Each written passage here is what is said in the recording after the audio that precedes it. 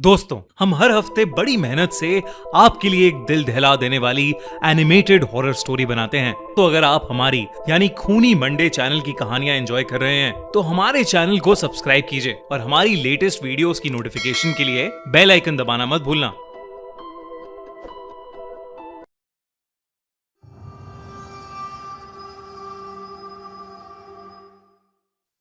ये कहानी है निशा और आरव की।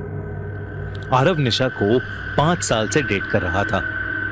निशा एक राइटर थी और उसे पुराने खंडरों में जाना, रोंगटे खड़े कर देने वाली कहानियां सुनना और रहस्यमयी जगहों में बहुत दिलचस्पी थी। और वहीं आरव, उसका बॉयफ्रेंड, एक फोटोग्राफर था जो हर चीज को अपने कैमरे में कैद करना चाहता था। 2 दिन बाद निशा का बर्थडे था। आरव ने प्लान बनाया कि वो निशा को एक सुंदर से जंगल में तारों के नीचे कैंपिंग करवाएगा। निशा चाहती थी कि उसके दोस्त भी चलें, पर आरव का कहना था कि ये ट्रिप सिर्फ उन दोनों के लिए होनी चाहिए, क्योंकि तब तक आरव को अंदाजा भी नहीं था कि ये ट्रिप उसकी जिंदगी बदल देगा। शाम के 4 बजे आरव अपनी गाड़ी लेकर निशा के घर पहुंचा। वो लोग एक शॉर्ट रोड ट्रिप के साथ कैंपिंग और ट्रैकिंग करने वाले थे। दोनों इस ट्रिप के लिए एक्साइटेड दिख रहे थे। करीब 2 घंटे के सफर के बाद वो एक अजीब से गांव के पास पहुंचे जिसका नाम था रुधिरपुर।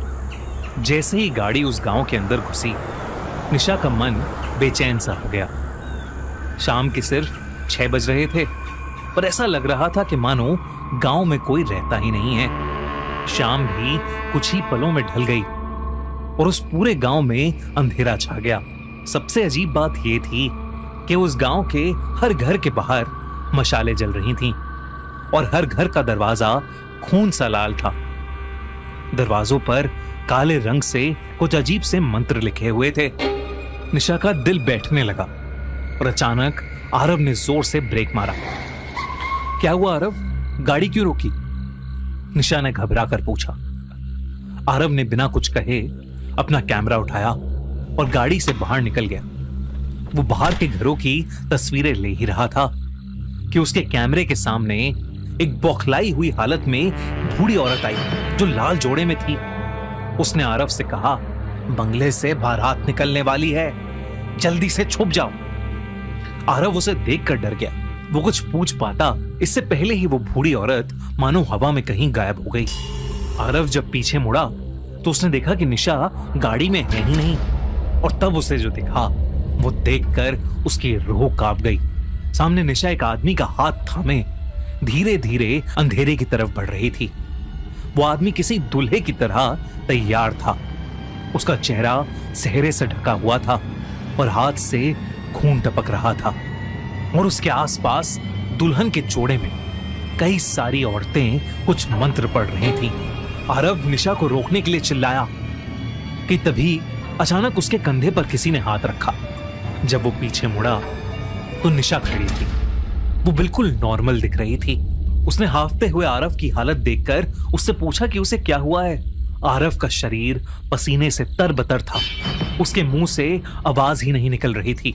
उसने फिर से उस जगह देखा तो वहां कोई दुल्हा या दुल्हन नहीं थे। उसने निशा से पूछा कि वो कहां थी, क्योंकि वो उसे आवाजें दे रहा था। निशा ने अपनी उंगली गांव से थोड़े दूर शुरू होते जंगल की ओर दिखाई और बोला, अरे वो देखो, वो बंगला दिखाई दे रहा है। मुझे लगा वहां वॉशरूम मिल जाएगा। मैं बस वही देखने गई थी, पर वो बंगला यहां से जितना पास दिख रहा है उतना है नहीं। बंगले पर नजर जाते ही आरव को कुछ अजीब सा महसूस हुआ। इतने अजीब से अंधेरे में, गुप्त गांव में, जंगल के बीच ये बंगला कहां से आ गया?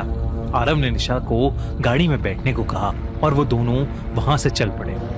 थोड़ी दूर जंगल में आगे बढ़ने के बाद एक नदी के किनारे उन्होंने अपना कैंप लगाया। रात गहरी हो चुकी थी। सिर्फ बॉनफायर की आग की लपटें और आसपास का कुछ सन्नाटा था। निशा ने मजाक में कहा, तुम पूरी दुनिया की फोटो लेते हो, आज अपनी गर्लफ्रेंड की भी कुछ अच्छी फोटोज ले लो। आरव ने हंसते हुए कैमरा उठाया। आग की रोशनी में निशा का चेहरा चमक रहा था। आरव ने एक फोटो क्लिक की, फिर दूसरी, लेकिन जैसे ही उसने कैमरे की स्क्रीन पर फोटो देखी वो सुन पड़ गया। हर फोटो में निशा के ठीक पीछे वही सेहरा पहना हुआ दुल्हा खड़ा था, पर हर फोटो में वो दुल्हा निशा के पास आ रहा था। महीना हॉरर की अमेजिंग फिल्म्स का महीना है, तो इस वीडियो में आगे बढ़ने से पहले मैं आपको 4 ऐसी इंटरेस्टिंग हॉरर फिल्म्स के बारे में बताना चाहता हूं जो आपको बिल्कुल भी मिस नहीं करनी चाहिए। रेडी और नॉट 2, हियर आई कम।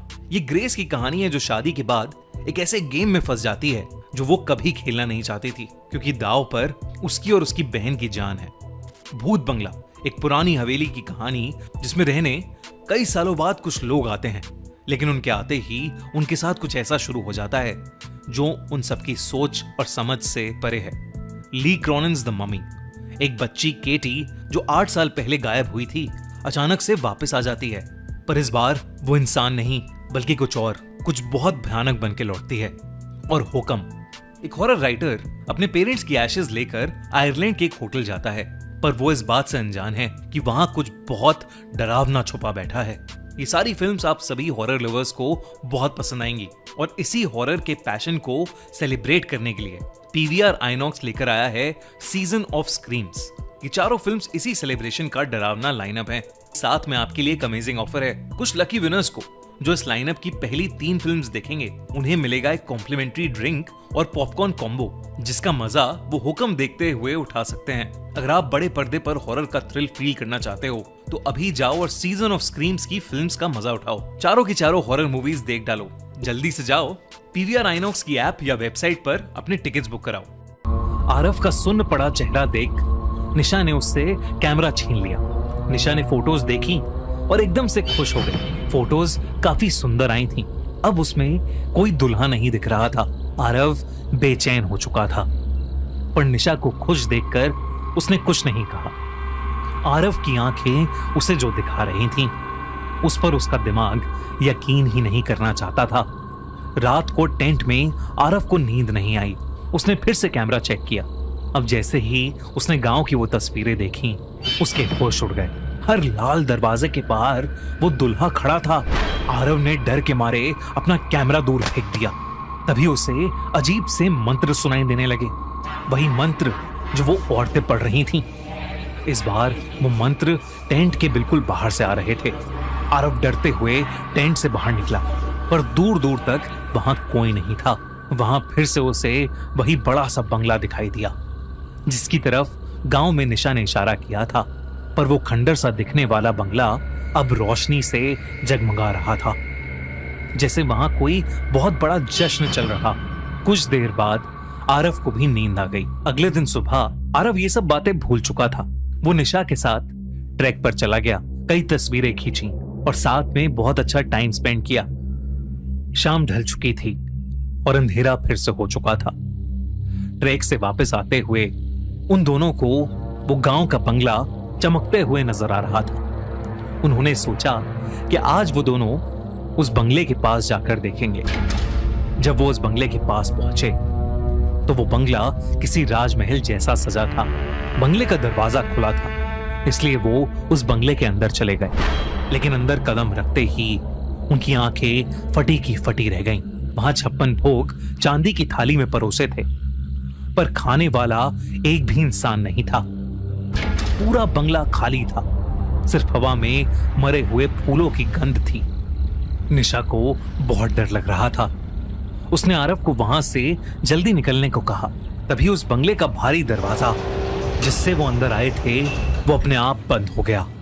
ऊपर की सीढ़ियों से आरव को वो मंत्र फिर से सुनाई देने लगे, और तभी वही दुल्हा बना आदमी जिसके हाथ में एक सूखी हुई वरमाला थी नीचे उतरने लगा। आरव ने निशा को लेके भागने की कोशिश की, पर उसके पैर जैसे जमीन में धंस गए थे।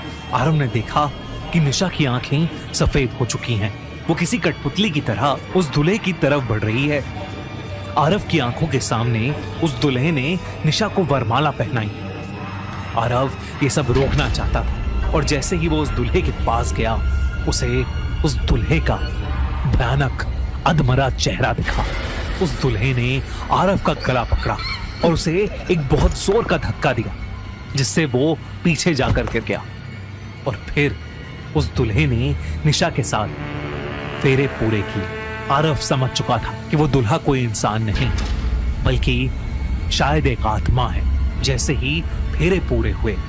एक मायूस कर देने वाले अंधेरे में एक दर्द भरी चीख के साथ वो सजावट, वो दुल्हा और निशा सब धुएं की तरह कहीं गायब हो गए।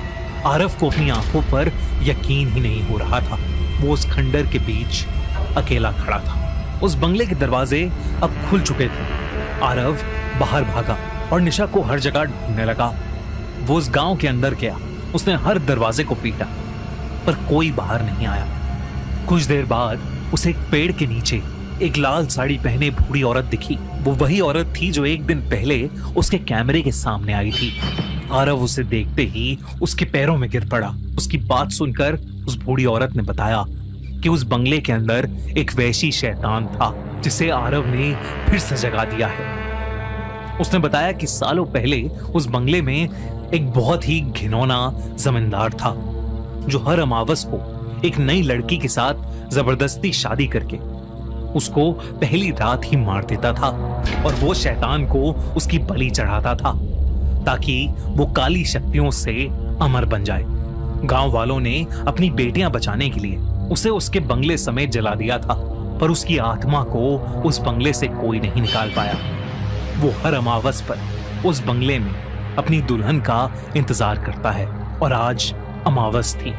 उसने निशा को चुन लिया और जो एक बार उस बंगले की दुल्हन बन गई वो कभी वापस नहीं आती। ये सुनकर आरव पूरी तरह टूट चुका था। उसकी आंखों से आंसू ही नहीं रुक रहे थे और ये सोचकर कि उसने खुद निशा को उस राक्षस के हवाले किया है और वो अब कभी नहीं लौटेगी, आरव पूरी तरह से हार चुका था। अगर आपको ये वीडियो अच्छी लगी तो हमारा चैनल खूनी मंडे सब्सक्राइब करना बिल्कुल मत भूलना।